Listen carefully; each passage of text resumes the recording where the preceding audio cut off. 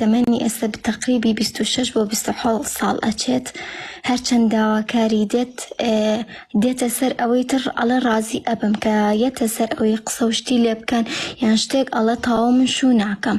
هەموو جارێ ڕێگرێتی چەند جارێکیش لە کاتی نوێژە ئەبورێتەوانەیە، هەردوو قاچی ئەلەرزێت، زمانی ئەگیرێت، قسەی بۆ ناکرێت، زۆر جار لە خۆی ئەیە.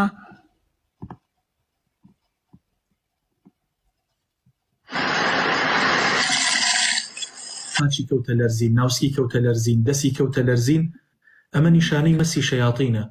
ئەبێ چارەسەر وەرگریە، کەواتە ئەو خوشکەتان خوای گەورە شیفایدا، پێویستی بە ڕوقەی شەرعیە. باشە، پێویستی بە ڕوقەی شەرعیە، ئەبێ مامۆستایەکی زۆر خواناسی دیندار کە پارە وەرنەگرێت، تەنها و تەنها بە قورئان ڕوقیە بۆ خەڵک بکە و مەبەستی ڕازیبوونی ئەڵڵا بێ لەو کارەیە، ئەبێ بیبەنە لای ئەو کەسە، ئەبێ بیبەنە لای ئەو کەسە و نابێ ئاوا بمێنێتەوە، بۆیە نابێ ئیهمالی بکەن.